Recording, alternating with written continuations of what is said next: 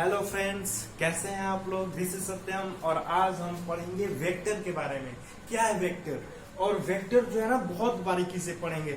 इसका use 12th में भी है, 11th में भी है, 9th 10th में कहीं कहीं है। जैसे आप एडवांस पढ़ोगे तब आएगा। और हाँ, यहाँ पे जो पढ़ाई करेंगे एकदम बेसिक से पढ़ेंगे। ये नहीं कि 10th का और 11th का पढ़ेंगे, नहीं, इसमें 12th तक वेक्टर कंप्लीट कर लेंगे। ठीक है। हालांकि वीडियो काफी लंबा जाएगा, तो लंबा जाने से नहीं है, मतलब पढ़ने से है ना। तो हम पढ़ाई करेंगे, अच्छे से पढ़ाई करेंगे। जो बच्चे वीडियो को देख रहे हैं कॉपी पेन लेके बैठ जाए और इस वीडियो को कंसंट्रेट होके पढ़ें। कंसंट्रेट होके बी कंसंट्रेट, ठीक है। तो मजे से पढ़ेंगे। इसकी पढ़ाई कैसे होता है? मजे से होता है, थोड़ा सा एंजॉय से होता है, ठीक है। तो वेक्टर स्टार्ट कर रहे हैं।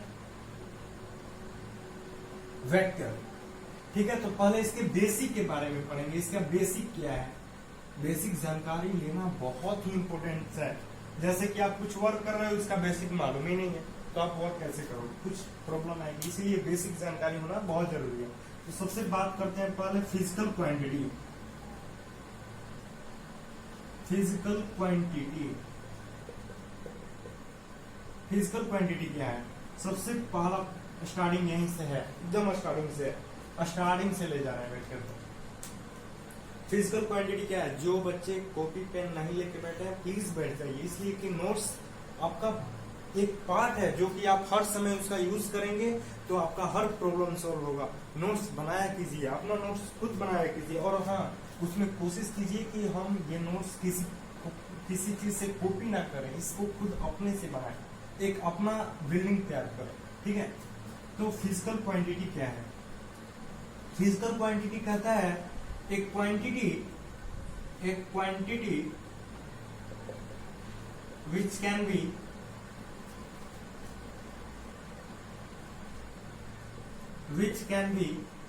measured।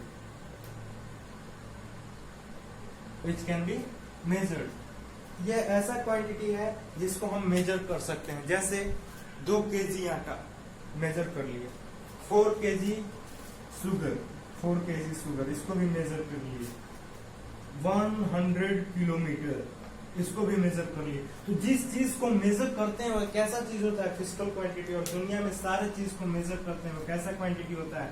फिजिकल क्वांटिटी होता है। तो बात आती है, ये सबने तो बता दिया कि फिजिकल क्वांटिटी क्या है, जिसको हम मेजर कर ले। जैसे कि 4 मीटर, 10 मीटर चौड़ाई, 5 मीटर लंबाई, और हाँ इतना मोल इलेक्ट्रॉन, ये सब मेजर करने, जिसको हम मेजर कर लिए, जिसको हम माप लिए, वह कैसा चीज है? फिजिकल क्वांटिटी है, जिसको हम पता कर लिए कि इतना क्वांटिटी में है, ठीक है। फिजिकल क्वांटिटी, एक quantity which can be measure, जिसको हम मेजर कर लिए। मेजर मतलब क्या होता है?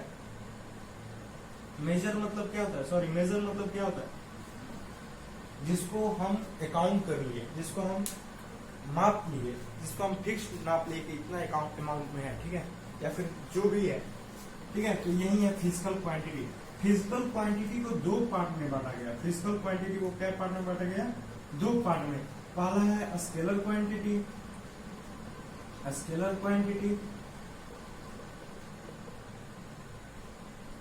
और दूसरा है फिजिकल वेक्टर क्वांटिटी, ठीक है। स्केलर क्वांटिटी और वेक्टर क्वांटिटी। तो एक्चुअली हमको पढ़ना है इसके बारे में, हम इसके बारे में भी बात करेंगे। एक्चुअली ये नहीं कि वेक्टर पढ़ रहे हैं तो वेक्टर नहीं, स्केलर के भी बारे में बात करेंगे। तो पहले वेक्टर के बारे में अच्छे से डील करेंगे, इसके बाद स्केलर थोड़ा सा है। फिजिकल क्वांटिटी को 2 पार्ट में बांटा गया, स्केलर क्वांटिटी और वेक्टर क्वांटिटी। स्केलर क्वांटिटी किसको बोलते हैं? Scalar quantity is a part of physical quantity. A scalar quantity is a part of physical quantity in which have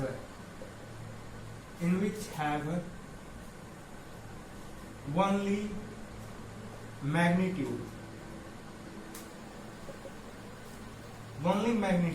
इसमें क्या होगा? केवल मैग्नीट्यूड होगा, अदरवाइज कुछ नहीं होगा, केवल मैग्नीट्यूड होगा। जैसे कि 4 kg, 2 kg, 2 किलोमीटर, 10 ग्राम, 20 ग्राम, 1 मोल, ये सब क्या है? मैग्नीट्यूड है। जैसे कि बोल दिया आपको 4 किलोमीटर, ये क्या बताए? मैग्नीट्यूड बताए। मैग्नीट्यूड क्या है? मैग्नीट्यूड जिसका वैल्यू दिया हुआ है, ठीक है, मैग्नीट्यूड। तो स्केलर क्वांटिटी में क्या होगा, केवल मैग्नीट्यूड होगा। जैसे हम बोल दिए कि 4 केजी आटा, तो ये क्या बोले 4 केजी है, यानी फिक्स पता चल गया मैग्नीट्यूड इसका कितना है 4 केजी है। यानी कि कैसा क्वांटिटी है, कैसा क्वांटिटी है, स्केलर क्वांटिटी। इसका एग्जांपल अगर देखें, अगर इसका एग्जांपल देखें, सॉरी इसको में डाल देते हैं, बाद में इसके बारे में बात करेंगे। ठीक है, स्केलर क्वांटिटी के ही बारे में बात कर लेते हैं, स्केलर क्वांटिटी के भी बारे में बात कर लेते हैं। स्केलर क्वांटिटी क्या है, scalar quantity is a part of physical quantity in which we have only magnitude, not any direction, not any direction, not any direction. इसका एग्जाम्पल क्या क्या हो सकता है, तो एग्जाम्पल हो सकता है mass, mass, temperature, time, speed, distance, etc। यही सब हो सकता है। जैसे आप पूछो कि मास क्यों है, टेम्परेचर क्यों है, टाइम, ये सब तो इसका एग्जांपल है। जैसे कि मास, अब आपके पिताजी घर पे 4 केजी चीनी लेकर आए, बोले कि कितना है छोटू, ये 4 केजी चीनी है, मम्मी को दे आना। तो क्या बोलेगा, पापा लाया 4 केजी चीनी, यानी क्या बताया, केवल माँ को मैग्नीट्यूड बताया, यानी कि मास कैसा क्वांटिटी है, स्केलर क्वांटिटी है। टेम्परेचर, अरे कितना टेम्परेचर है भाई, 4 डिग्री सेल्सियस, ये तो नहीं बताता कि 4 डिग्री सेल्सियस इधर से है उधर से, ऐसा तो बताता नहीं है। टेम्परेचर बताता है 4 डिग्री सेल्सियस, यानी कि 4 डिग्री क्या है आपका मैग्नीट्यूड है, क्या है मैग्नीट्यूड है। यानी कि टेम्परेचर कैसा क्वांटिटी है, टेम्परेचर कैसा क्वांटिटी, टेम्परेचर एक स्केलर क्वांटिटी है। टाइम, आप किसी से टाइम पूछते हो कितना सेकंड, कितना टाइम हुआ, तो बताता है 4 बजे है, या फिर 4:20। ये सब क्या बताता है, केवल मैग्नीट्यूड बताता है। ये नहीं बताता है कि 4:20 ईस्ट की ओर, वेस्ट की ओर, ऐसा बताता नहीं है। यानी कि केवल क्या बताता है, मैग्नीट्यूड बताता है। इसलिए स्केलर क्वांटिटी, स्पीड इतना किलोमीटर पर सेकंड, इतना किलोमीटर पर सेकंड। डिस्टेंस क्या है आपका, जाहिर सी बात है स्केलर क्वांटिटी है। कोई आता है दौड़ के तो आपसे ये बताता है भैया आज हम इतना किलोमीटर दौड़े हैं, तो हम इससे पूछने जाएंगे कि इतना किलोमीटर तुम ईस्ट में दौड़े हो, वेस्ट में, किस डायरेक्शन, ऐसा तो पूछने नहीं जाते। यानी कि डिस्टेंस क्या है, स्केलर क्वांटिटी है। ठीक है, एकदम अच्छे से कंप्लीट हुआ। Scalar quantity is a part of physical quantity in which have only magnitude not any direction. ठीक है, चलिए इसको मिटाते हैं, नोट करते जाइए। ठीक है, अगर जहां ना समझ में आए वीडियो को पुश करें और फिर हल्का बैक हो जाए और वहां से पढ़ लें। इसके बाद आता है वेक्टर क्वांटिटी। वेक्टर क्वांटिटी ये भी पार्ट है किसका, फिजिकल क्वांटिटी का। वेक्टर क्वांटिटी क्या है, vector quantity is a part of physical quantity in which have both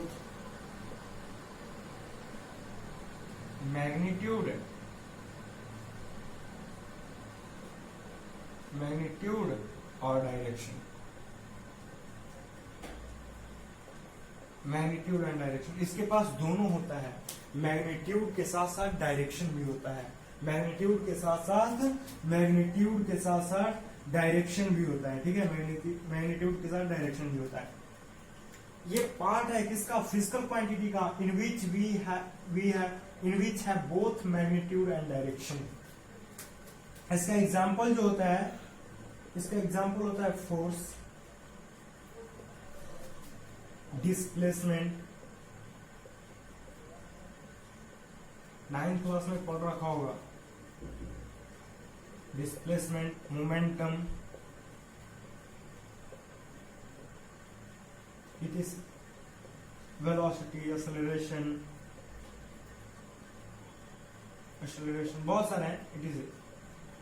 ठीक है, तो फोर्स, अब बात करते हैं फोर्स क्यों है। तो आप बोलते हो जैसे कि अगर हम पूछ दें कि 2 न्यूटन और 4 न्यूटन कितना होगा, 2 न्यूटन और 4 न्यूटन कितना होगा। 2 न्यूटन और 4 न्यूटन कितना होगा? तो क्या बच्चे कहेंगे कि 2 Newton 4 Newton 6 Newton, 2 Newton 4 Newton शायद 2 न्यूटन, इसलिए कि 2 में से 4 में से 2 घटा दो 2 न्यूटन, यही तो आ सकता है ना। 4 न्यूटन और 2 न्यूटन कितना होगा? 6 न्यूटन होगा, ऐसा स्टूडेंट मन में सोचेंगे, ठीक है। एक्चुअली रियल आंसर नहीं है। एक लड़का बताया कि सर 2 न्यूटन और 4 न्यूटन 6 न्यूटन होगा, दूसरा बताया कि सर 4 न्यूटन और 2 न्यूटन 2 न्यूटन, उसके मन में ऐसा माइनस कर दो। एक्चुअली वो दोनों का जवाब बिल्कुल सही है, बस थोड़ा सा गलत है, बस थोड़ा सा गलत है। ये बोलता है कि आप किस डायरेक्शन में लगा रहे हो उसके हिसाब से एडिंग और सब्सट्रैक्शन करना है। जैसे कि ये कोई बॉडी है, इस पे एक बंदा जो फोर्स लगा रहा है 4 न्यूटन का लगा रहा है, और इधर से एक बंदा लगा रहा है 2 न्यूटन का फोर्स, ठीक है। इसको इधर बना देते हैं। ये कोई बॉक्स है, इस बॉक्स पे कोई 4 न्यूटन का फोर्स लगा रहा है, इधर से कोई 2 न्यूटन का फोर्स लगा रहा है। तो ये बॉक्स जिसका मास m है, ये लेते हैं, ये बॉक्स किधर जाएगा? 4 न्यूटन के फोर्स से इधर धकेल रहा है, इधर 2 न्यूटन से, यानी कि 2 न्यूटन के फोर्स से किधर जाएगा? इधर जाएगा। यानी कि इसके लिए डायरेक्शन बताना जरूरी है। तो एक बंदा कहा सर आपने तो डायरेक्शन ही नहीं बताया, तो हम आंसर क्या बताएं? तो जाहिर सी बात है इसमें डायरेक्शन बताना जरूरी है। फोर्स में मैग्नीट्यूड के साथ साथ क्या होना चाहिए? डायरेक्शन भी होना चाहिए। अगर सपोज यही जो फोर्स 2 न्यूटन का है, यही लड़का इधर से अब लगाने लगा 2 न्यूटन का, तो ये इधर कितने न्यूटन से जाएगा? 6 न्यूटन से जाएगा, क्योंकि दोनों का बल एक ही दिशा में लग रहा है, एक ही दिशा में, ऐसे ऐसे लग रहा है, ऐसे एक ही दिशा में। यानी कि 4 न्यूटन और 2 न्यूटन दोनों 6 न्यूटन से आगे जाएगा। और एक लगा रहा है 4 न्यूटन के, और एक लगा रहा है 2 न्यूटन, किधर जाएगा? 2 न्यूटन से इधर जाएगा। इसलिए इसका एक छोटा सा, एक 2 भाई है, एक बड़ा है एक छोटा भाई है। जो बड़ा भाई है वो थोड़ा सा ज्यादा उसके 2 गुना वेट का है और बहुत ताकतवर है। उसको क्या करेगा? ऐसे पुश करेगा तो इधर से 4 न्यूटन का लगा रहा है, उधर से 2 न्यूटन का, तो 2 न्यूटन से किधर जाएगा? इधर जाएगा। इसलिए फोर्स में डायरेक्शन और मैग्नीट्यूड होना जरूरी है। डिस्प्लेसमेंट, मोमेंटम, एक्सेलरेशन एग्जांपल है वेक्टर क्वांटिटी का, ठीक है। इसको नोट कर ले, मिटाए 1 2 3 मिटा दें।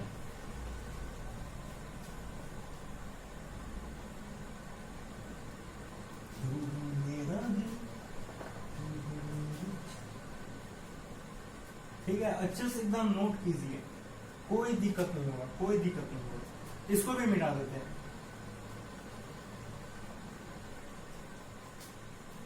रिप्रेजेंटेशन,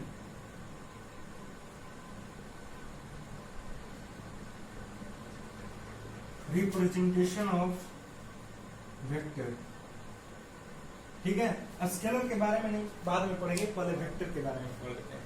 रिप्रेजेंटेशन, इसको रिप्रेजेंट कैसे करते हैं?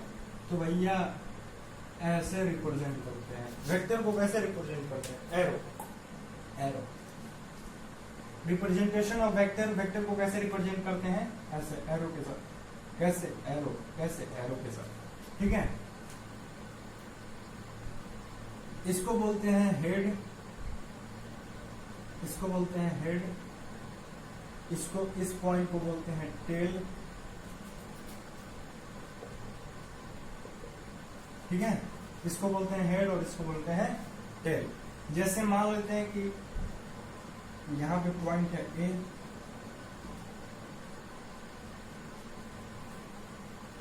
डायरेक्शन है ए से बी, तो इसको लिखेंगे ए बी और ऊपर में एरो, ए बी और ऊपर में एरो, यानी कि ये क्या बता रहा है? डायरेक्शन बता रहा है, ठीक है। यही है वेक्टर का रिप्रेजेंटेशन। रिप्रेजेंट समझ में आ गया? रिप्रेजेंटेशन इसको कैसे करते हैं? तो एरो के साथ रिप्रेजेंटेशन करते हैं। अब आते हैं कि वेक्टर को कैसे पहचाना जाए भाई, कि ये वेक्टर है, ये स्केलर है, ये वेक्टर है और ये स्केलर है। तो देखिए ए और ए के ऊपर, ए और ए के ऊपर डायरेक्शन, यानी कि ये मैग्नीट्यूड और ये डायरेक्शन, ये मैग्नीट्यूड और ये डायरेक्शन, मैग्नीट्यूड के साथ साथ डायरेक्शन भी, यानी कैसे क्वांटिटी है? Vector quantity. यहाँ पे लिख दिए ए, ये तो केवल मैग्नीट्यूड है, ये तो केवल मैग्नीट्यूड है। कैसा क्वांटिटी है? Scalar quantity. ये वेक्टर क्वांटिटी, वेक्टर क्वांटिटी, ये स्केलर क्वांटिटी, ठीक है, scalar quantity, vector quantity, scalar quantity. अब सपोज ऐसे भी लिखा हुआ है तो ये भी कैसा है? ये भी डायरेक्शन डिनोट करता है। इसका भी डिनोशन क्या है?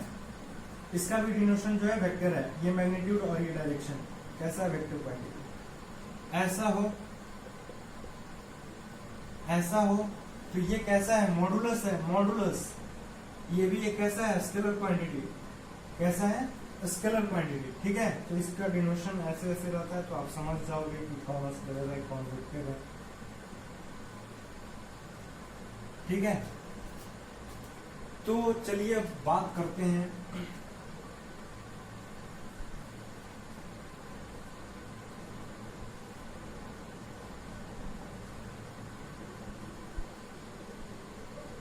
ये फिगर सबको समझ में आ रहा है? फिगर सबको समझ में है? एक्स है, वाई एक्सिस है और ये जेड एक्सिस है। ग्राफ देखिए, यहाँ पे कोऑर्डिनेट 0 है, यहाँ से एक्स एक्सिस, वाई एक्सिस और जेड एक्सिस। मतलब कि ये कुछ ऐसे है, ये कुछ ऐसे है, एक्स एक्सिस, वाई एक्सिस और जेड एक्सिस। मतलब ऐसे, ऐसे ही, ऐसे। ये जो लाइन है ना एक्चुअली ऐसे है। कैसे? 3 डायमेंशनल है। कैसा है? 3 डायमेंशनल है।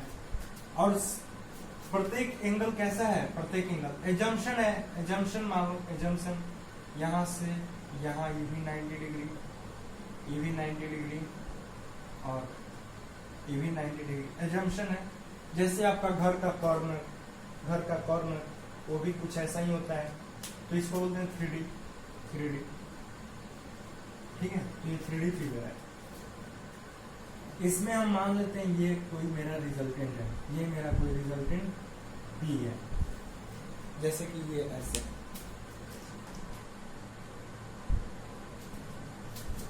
आप देख सकते हो ऐसे वेक्टर है,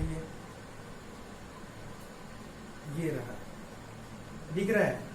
X axis, Y axis, Z axis और ये P।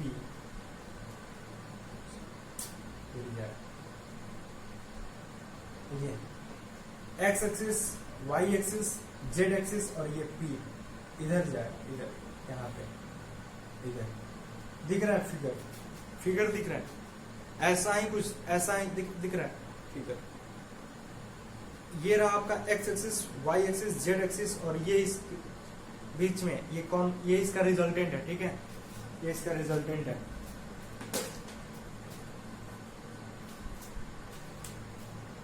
ये वाला जो एक्सिस है इसको बोलते हैं आई कैप, इसका नाम है जे कैप और इसका नाम है के कैप। तो ये जो होगा वो सबका रिजल्टेंट है ना, यानी आई कैप, जे कैप और के कैप। एन नहीं है भैया, कैप है, इसको कैप बोलते हैं, कैप। आई कैप, जे कैप, के कैप, ये रिजल्टेंट है इसका, ठीक है। अगर मान लीजिए 2 डायमेंशनल हो, अगर फिगर कैसा हो? 2 डायमेंशनल हो, 2 डायमेंशनल हो, एक्स वाई, तो ये रहा आपका आई कैप, जे कैप, यहाँ पे ऐसे P है, तो ये होगा आपका आई कैप और जे कैप, आई कैप और जे कैप, ठीक है। तो ये कुछ फिगर है जिसको आप अच्छे से याद कर लो और क्वेश्चन में आएगा, ठीक है। मिटा दे इसको, मिटा दे। इसको बोलते हैं यूनिट डायरेक्शन, यूनिट डायरेक्शन। इसको बोलते हैं क्या चीज? यूनिट डायरेक्शन, यूनिट डायरेक्शन बोलते हैं इसको, ठीक है। तो मिटाए। चलिए, कोई हमको 3 डायमेंशनल का एग्जांपल बताएगा? 2 डायमेंशन, पहले 1 डायमेंशनल का एग्जांपल बता। 1 डायमेंशनल का एग्जांपल। तो कोई बंदा ऐसे चल रहा है, कोई बंदा ऐसे चल रहा है इससे बी की ओर सरफेस पे, यानी कि कैसा? एक्स एक्सिस में चल रहा है, एक्स एक्सिस पे चल रहा है, एक्सिस। ठीक है, टू डायमेंशनल का एग्जांपल, टू डायमेंशनल का एग्जांपल, ये कहां से सब है, बरसात का सीजन है। जैसे कि देखो ये सरफेस है, सरफेस पे बॉल रखा हुआ है, कोई किक किया है, तो ये बॉल ऐसे ऐसे चला है, यानी कि जब बॉल गया तो यहां पे आया होगा, यहां पे आया होगा। तो देखो यहां से इसका इनिशियल पोजीशन यहां था, देखो यहां से यहां आ गया और कुछ ऊपर भी चला गया है, कुछ ऊपर भी चला गया। यहां देखोगे आप तो यहां से यहां आ गया है और इससे भी कुछ ऊपर चला गया है, यहां आ गया है। तो यानी एक्स में भी बढ़ रहा है और वाई में भी बढ़ रहा है, एक्स में भी बढ़ रहा है और वाई में भी बढ़ रहा है। ये सब टू डायमेंशनल का है। अब आते हैं थ्री डायमेंशनल। ठीक है, थ्री डायमेंशनल, थ्री डायमेंशनल कहता है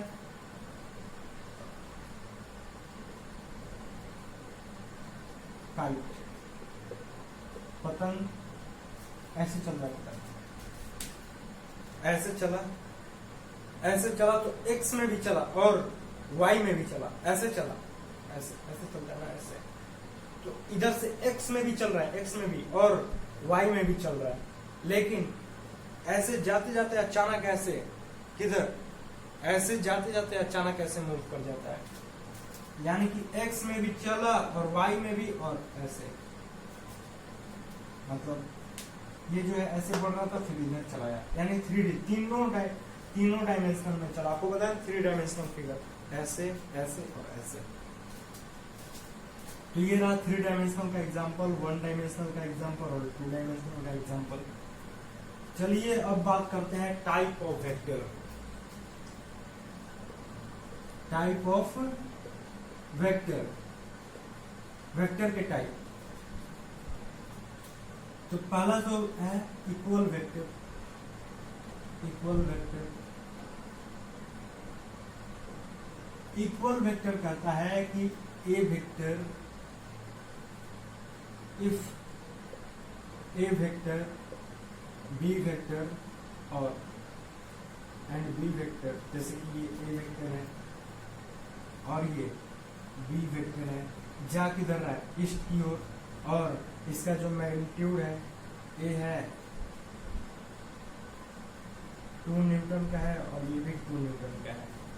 तो if A vector and B vector have same magnitude and same direction, दोनों वेक्टर का डायरेक्शन भी है क्या है, सेम है, और मैग्नीट्यूड भी है क्या है, सेम है, इसलिए ये कैसा वेक्टर होगा, इक्वल वेक्टर होगा। ठीक है, आप ऐसे किसी भी तरह, ऐसे भी कर सकते हो, ऐसे भी कर सकते हो, ऐसे भी कर सकते हो, वेक्टर किसी भी तरह लिख सकते हो, आप ऐसे भी लिख सकते हो, ये वेक्टर है।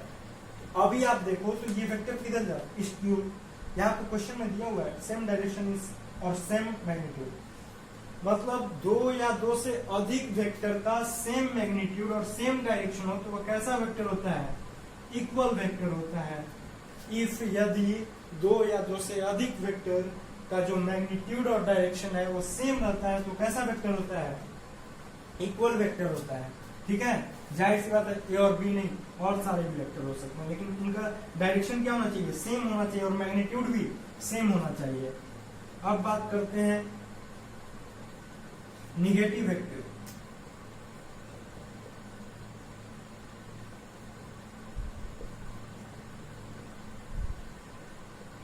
निगेटिव वेक्टर, निगेटिव वेक्टर कहता है, निगेटिव वेक्टर कहता है, मान लीजिए आपका कोई एक वेक्टर ये है, इसका मैग्नीट्यूड है 2 न्यूटन का और इसका मैग्नीट्यूड भी है 2 न्यूटन का, लेकिन इसका जो डायरेक्शन है अपोजिट है, ये ईस्ट की ओर जा रहा है और ये वेस्ट की ओर, किधर जा रहा है, वेस्ट की ओर। ठीक है,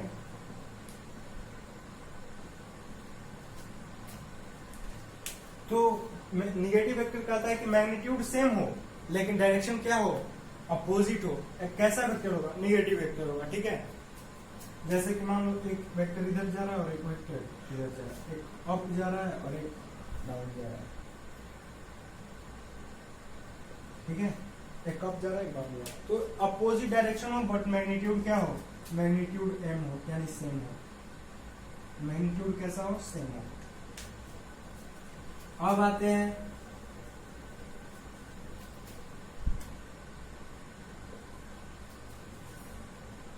क्वाइंसियल वेक्टर, क्वाइंसियल वेक्टर, क्वाइंसियल वेक्टर, क्वाइंसियल वेक्टर कहता है कि क्वाइंसाइड मतलब कि एक वेक्टर ऐसे जा रहा है, उसी पे एक वेक्टर और ऐसे जा रहा है, उसी पे सेम उसी पे दूसरा वेक्टर जा रहा है, एक वेक्टर ए जा रहा है और एक वेक्टर बी जा रहा है उसी पे। यानी कि ऐसे बोल दो 10 रुपए का सिक्का है और एक और 10 रुपए का सिक्का है, एक दूसरे पे रख दिए, यानी क्वाइंसाइड हो गया। तो कैसा वेक्टर होगा, क्वाइंसियल वेक्टर होगा। कैसा वेक्टर होगा, क्वाइंसियल वेक्टर होगा, ठीक है। आप इसको लिख लेना, ठीक है, बता दे रहे हैं, दो वेक्टर हैव सेम क्वाइंसाइड, हैव क्वाइंसाइड, इसको बोलते हैं क्वाइंसियल वेक्टर, ठीक है। एक पे दूसरा भी रखा जाए, जैसे कि उसका डायरेक्शन भी सेम होगा और मैग्नीट्यूड भी सेम होगा, और किस पे होगा, उसी पे होगा, ठीक है। इसको बोलते हैं क्वाइंसियल वेक्टर। एक होता है collinear, collinear vector. Collinear vector कहता है कि मान लेते हैं यहां से लेकर यहां तक आपका है, मान लीजिए ए है, बी है, यहाँ पे कहीं सी है, ठीक है। ये वेक्टर एक हुआ और ये एक वेक्टर हुआ और एक पूरा एक ये वेक्टर हुआ, ठीक है। मतलब एक पूरा एक हुआ एसी वेक्टर, एक हुआ बीसी सीबी वेक्टर और एक हुआ एबी वेक्टर। कैसा वेक्टर हुआ, एक ही पे है, एक पूरा एक ही पे है, ठीक है। इसको कैसे दर्शाए, तो मान लेते हैं कि यही वाला एक पूरा ऐसे वेक्टर है, ठीक है। कोलिनियर, कोलिनियर आप कोलिनियर पढ़े ना, आप पढ़े होंगे 11th में, जियोमेट्री में पढ़े होंगे कोलिनियर, ठीक है। ये रहा कोलिनियर वेक्टर। इसको लाइक वेक्टर भी बोलते हैं। कैसा वेक्टर बोलते हैं, like vector, like vector. Coplanar, coplanar की बात करते हैं, कोप्लेनर की बात करते हैं, कोप्लेनर की बात करते हैं। तो कोप्लेनर कहता है इफ टू और more vector are in same plane, lie in same plane. मतलब कह रहा है कि दो या दो से अधिक वेक्टर एक प्लेन पे हो, सेम प्लेन पे हो, लाई करे कहाँ, सेम प्लेन पे, उसको कैसा बोलेंगे, कैसा वेक्टर है, उसको बोलेंगे कोलिनियर वेक्टर है। जैसे कि ये एक वेक्टर, ये एक वेक्टर, ये एक वेक्टर, ये एक वेक्टर, ये एक वेक्टर, एक ही पॉइंट से बहुत सारे वेक्टर निकल रहे हैं, एक ही प्लेन पे है, इसको बोलेंगे कोलिनियर। और सॉरी कोप्लेनर, इसको बोलेंगे coplanar, coplanar, collinear coplanar, coplanar नाम ही थोड़ा सा इधर, coplanar, coplanar vector, coplanar vector. Coplanar vector कहता है इफ टू और more vector are lie in same plane, if two और more vector lie in same plane, इसको बोलेंगे कैसा वेक्टर है, कोप्लेनर वेक्टर है। और कुछ ऐसे भी वेक्टर होते हैं कि प्लेन में नहीं होते हैं, कुछ ऐसे भी वेक्टर होते हैं जो कि सेम प्लेन पे नहीं होते हैं। जैसे कि मान लीजिए कि एक वेक्टर ये, एक वेक्टर ये और एक वेक्टर कैसे, ऐसे, मतलब ऐसे इधर, मतलब ये प्लेन पे है, एक वेक्टर ऐसे जा रहा है और एक वेक्टर ये, और ये भी एक वेक्टर है, तो ऐसे जा रहा है, ऐसे। तो बताइए प्लेन में है, नहीं है, यानी कि इसको बोलते हैं अनलाइक वेक्टर, इसको बोलते हैं अनलाइक वेक्टर। समझ में आया सबको, टाइप ऑफ वेक्टर। चलिए अच्छी बात है, अच्छी बात है, चलिए आगे बढ़े, मिटा दे इसको।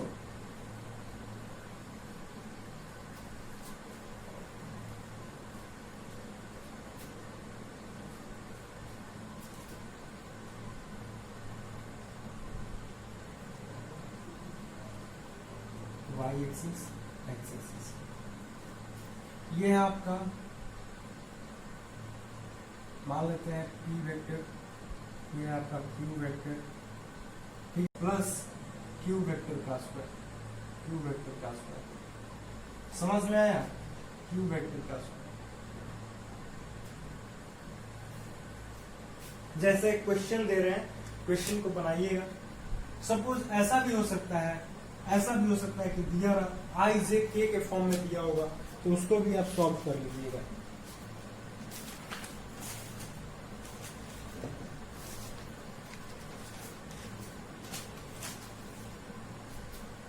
इसको मिटा दें। एक क्वेश्चन दिया हुआ है, let A vector equal to 3i cap plus 2j cap और B vector equal to 2i cap plus 3j cap. यही क्वेश्चन दिया हुआ है और कह रहा है is modulus of A vector equal to modulus of B vector क्या है। तो चलिए इसका वैल्यू निकालते हैं, इसका वैल्यू निकालते हैं। पहला आप देखो ए वेक्टर का, देखो बताए थे ऐसे कुछ, एक्स एक्सिस वाई एक्सिस, इधर जो आता है वो आई कैप होता है और इधर जो आता है वो जे कैप होता है, जे कैप होता है। तो इधर का रहा है 2i cap, 3i cap, sorry 3i cap किधर, इधर, और 2j कैप किधर, इधर, 2j कैप किधर, इधर। इसका अगर वैल्यू निकालना हो, मान लीजिए इसका रिजल्टेंट है ये ए है, तो इसको कैसे निकालिएगा? कुछ नहीं करना है, कुछ नहीं करना है। Modulus of A vector equal to root के अंदर 3 का स्क्वायर प्लस 2 का स्क्वायर। ये कितना हो जाएगा? 3 3 जा 9, 2 2 जा 4, कितना हो जाएगा? रूट 13। अच्छा, इधर आप देखो बी का, देखो तो बी का भी वैसे ही होगा। Modulus of B vector equal to root के अंदर, मॉडुलस निकालने के लिए बोलते ही है रूट के अंदर जितना वैल्यू हो, 2 का स्क्वायर प्लस 3 का स्क्वायर। अब कह दो कि माइनस होगा सर, तो क्या होगा? चलिए उसको आगे बढ़ाते हैं। रूट के अंदर 4 प्लस 9 यानी रूट के अंदर, हाँ ये जो क्वेश्चन था ये सही है, ये इसके बराबर है, ठीक है। दिया है A vector equal to B vector है, ठीक है। अब बात करते हैं दूसरा question.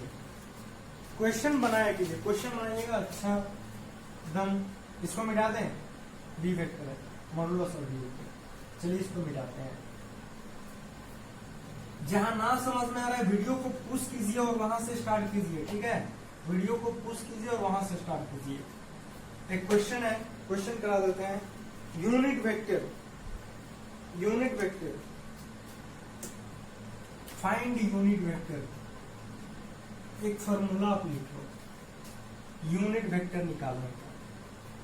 Unit vector of A equal to होता है ए वेक्टर बटा में मॉडुलस ऑफ ए वेक्टर, ठीक है। ये फॉर्मूला है ए, इस फॉर्मूला को आप नोट कर लो। एक क्वेश्चन है फाइंड यूनिट वेक्टर, हाँ यहाँ पे पूछ दिया question. Find unit vector, find unit vector in the direction, in the direction of a vector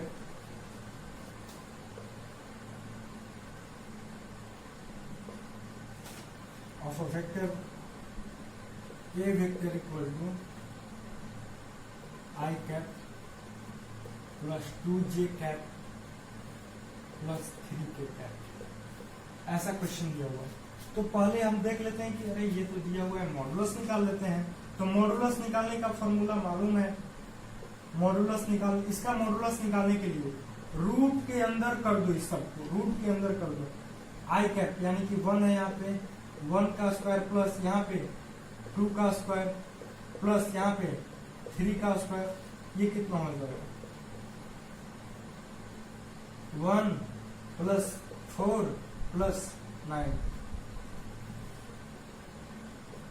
14 कितना हो जाएगा √14। अब यहां से निकाल सकते हो, कह रहा है फाइंड यूनिट वेक्टर ना, यूनिट वेक्टर इक्वल टू होता है ए वेक्टर अपॉन में मॉडुलस ऑफ ए वेक्टर। तो इसको लिख सकते हैं ए वेक्टर कितना है, इतना मेरा दिया हुआ है, कितना दिया हुआ है I cap plus 2j cap plus 3k cap बटा में √14। तो इसको लिख सकते हैं ना 1 बटा में √14, 1 बटा में √14 I cap plus 2j cap plus 3k cap. यही इसका क्या हो गया, डायरेक्शन हो गया। ठीक है, ये क्या हो गया आपका, डायरेक्शन हो गया। क्वेश्चन समझ में आया सबको? वेक्टर दिया हुआ, मॉडुलस निकालो, इसके बाद यूनिट वेक्टर निकाल लो। एक और क्वेश्चन पूछ रहा है, हाँ अब मान लो सपोज माइनस होता तो क्या होता, लो यहाँ पे माइनस करोगे तो कुछ नहीं होता भैया, यहाँ पे माइनस होता तो कुछ नहीं होता, सारा का सारा पॉजिटिव होता है, लेकिन यहाँ पे लगाते माइनस, और माइनस से आएंगे तो यहाँ पे आ जाएगा, यानी कि माइनस होगा या फिर प्लस होगा, जो भी होगा वो सारा का जोड़ होगा, सम होगा। ठीक है, यहाँ पे मान लो यहाँ पे भी माइनस होता, यहाँ पे भी माइनस, यहाँ पे माइनस लगा देते और √2 का स्क्वायर 4 होता, माइनस √2 का स्क्वायर 4, यहाँ से आप निकाल सकते हो। ठीक है, चलो तो एक क्वेश्चन दे देते हैं और बना लेना सब। ठीक है, एक क्वेश्चन दे देते हैं,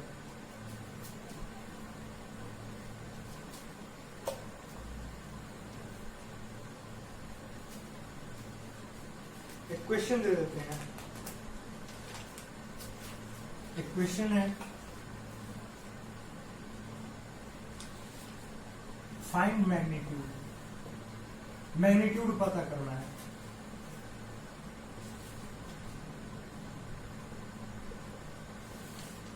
magnitude, find magnitude.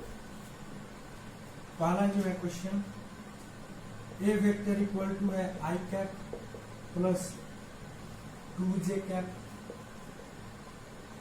Plus 5k cap. इसका मैग्नीट्यूड निकालना है, तो मैग्नीट्यूड ऐसे कर लेंगे, हिंट दे देते हैं, ऐसे कर लेंगे आई कैप यानी 1 का स्क्वायर प्लस 2 का स्क्वायर प्लस 5 का स्क्वायर, ऐसे करके निकाल लेंगे मॉडुलस। बस मॉडुलस निकालने को करा है, बस ये निकालने को करा है ये। दूसरा जो क्वेश्चन है, B vector equal to 5i cap minus 4j cap, लो माइनस आ गया, उससे नहीं करवाना, सारा का सारा पॉजिटिव होगा। सी वेक्टर इक्वल टू है 1/√3i cap minus 1/√3j cap plus 1/√3k cap. यहां से आप क्या निकालोगे, मॉडुलस निकालोगे ना, यहां से मॉडुलस निकल जाएगा। ठीक है, एक क्वेश्चन और दे दें, खैर आप इतना बना लेना, इतने क्वेश्चन को सॉल्व कर लो आप। इसको मिटा दें, इसको मिटा देते हैं तो आगे बढ़ेंगे। चलो इसको मिटा देते हैं,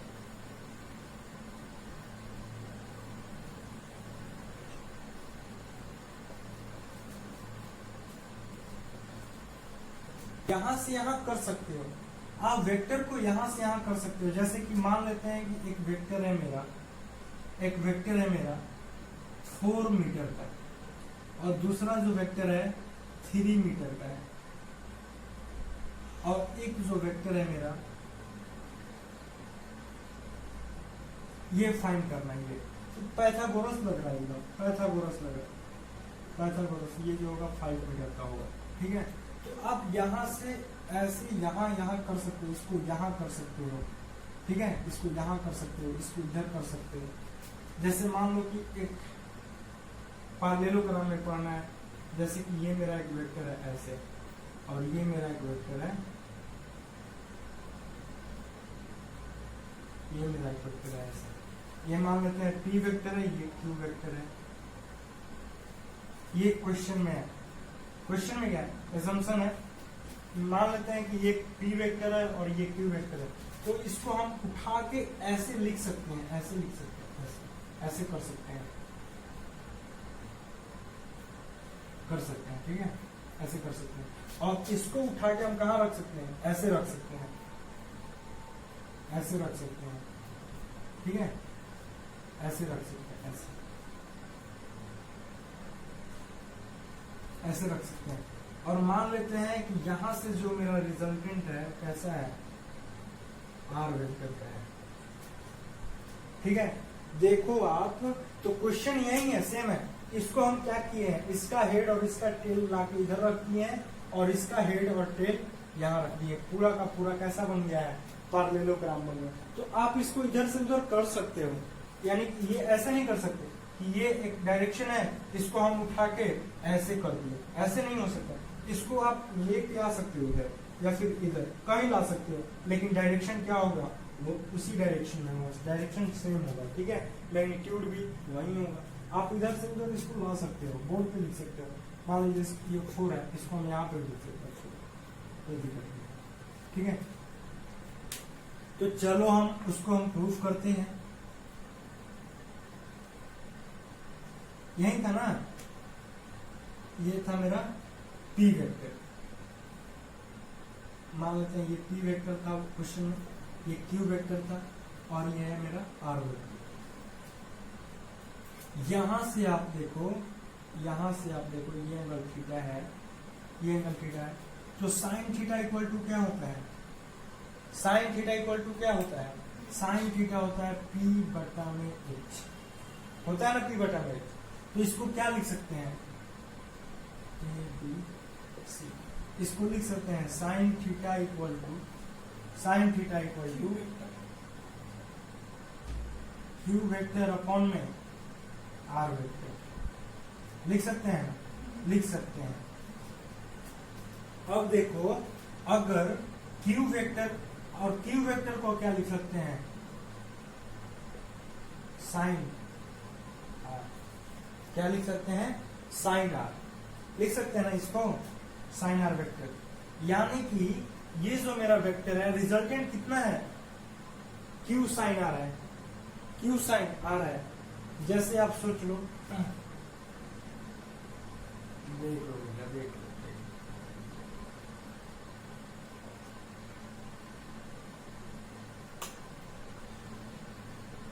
यहां पे आप देखो, यहाँ पे कंपोनेंट फाइंड करना है, यहाँ पे क्या फाइंड करना है, कंपोनेंट फाइंड करना है।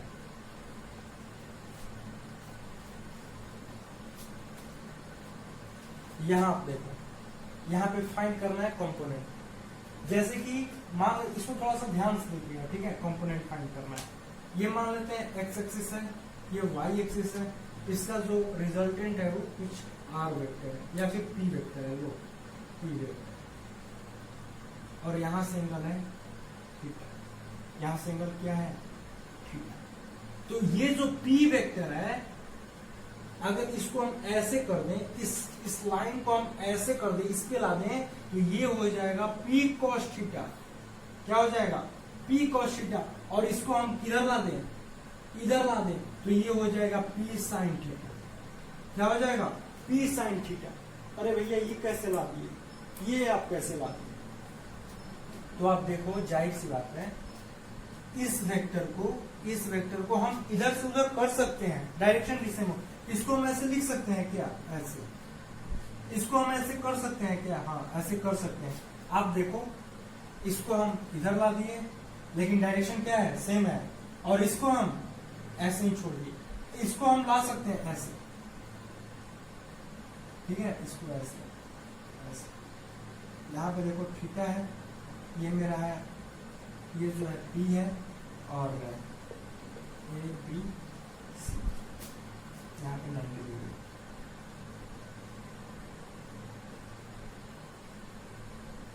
यहाँ पे आप देखो, यहाँ पे एंगल थीटा है, तो साइन थीटा इक्वल टू क्या होता है, साइन थीटा इक्वल टू होता है पी बटा में एच, होता है, पढ़े हम लोग ट्रिग्नोमेट्री में। पी क्या है यहाँ पे, ए बी, पी क्या है मेरा, थीटा के सामने वाला ए बी बटा में, ये मेरा था हाँ इधर देखते हैं, इधर। और ये जो है, हाँ ये जो है मेरा P है, H क्या है मेरा P है साइन थीटा।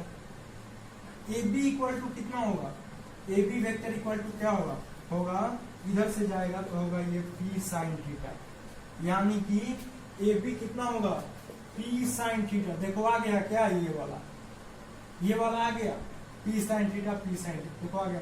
इधर हमको Q cos थीटा लाना है, तो आप देखो cos थीटा का क्या होता है, cos थीटा का होता है B/H। पढ़े हैं ट्रिग्नोमेट्री। बेस देखो तो BC है, H क्या है P है cos थीटा, और BC इक्वल टू क्या हो जाएगा यहाँ से P cos थीटा, क्या हो जाएगा P cos थीटा, यानी कि ये वाला क्या हो जाएगा P cos थीटा। आप नीचे वाला देखोगे तो P cos थीटा और ऊपर वाला P sin थीटा, ये यहीं पे ना है, यहां से निकल गया। ठीक है, तो आप इस कंपोनेंट को याद रखो। एक फिर से इसको देख लेते हैं, आप इसको समझ लिए ना, एक बार फिर से देखो। अगर मान लो कि ये दिया हुआ है ऐसे, इसका रिजल्टेंट है R वेक्टर, और यहां से एंगल है ऐसे थीटा। अब देखो यहाँ पे इसका कंपोनेंट बताना है, तो ये जो आएगा, ये रिजल्टेंट आएगा इसके, तो हो जाएगा क्या चीज R cos थीटा। बोल रहे थे ना, जिसपे एंगल थीटा बना रहा है वो वाला पाथ cos थीटा होता है, और जिसपे थीटा नहीं बनाता है ये कैसा हो जाता है sin थीटा हो जाता है। ये जब इस पे आएगा तो हो जाएगा P cos थीटा। यहाँ पे देखो P किधर आ रहा है, थीटा पे आ रहा है, थीटा वाला पाथ पे, तो ये हो जाएगा P cos theta, P sin theta. समझ में आ गया? तो आज इतना ही। कल हम ड्राइवेशन करेंगे। ड्राइवेशन मेरा रहेगा मैग्नीट्यूड ऑफ रिजल्टेंट का मैग्नीट्यूड, यानी R वेक्टर इक्वल टू होगा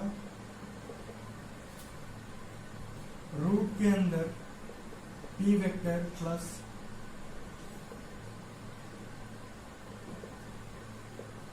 +2P Q cos थीटा। इसको हम कल प्रूफ करेंगे। ठीक है, इसको हम ऐसे भी लिखते हैं, R इक्वल टू रूट के अंदर P square plus Q square plus 2PQ cos theta. इसको हम कल प्रूफ करेंगे। ठीक है, अगले वीडियो में। सो थैंक यू एवरीवन, और वीडियो को देखते रहें। और हाँ, ये जरूरी नहीं है कि 9th क्लास का है, 10th क्लास का, 11th क्लास का है, 12th क्लास का है। अब आप चाहें तो आपके दोस्त होंगे अगर 11th में, 12th में, तो आप इसको शेयर कर सकते हैं। बेसिक है और क्वेश्चन दे दिया गया है। अगर आपको क्वेश्चन की प्रॉब्लम है, क्वेश्चन चाहिए हो, या फिर कोई भी प्रॉब्लम है, तो आप इस नंबर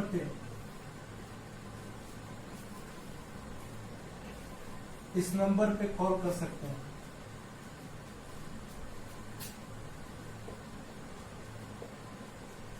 ठीक है, इस नंबर पे आप कॉल कर सकते हैं या फिर व्हाट्सएप कर सकते हैं, आपका सारा सॉल्यूशन किया जाएगा। ठीक है, सो थैंक यू एवरीवन, और अच्छे से पढ़ें। ठीक है, और हाँ, बी कंसंट्रेट। Bye bye.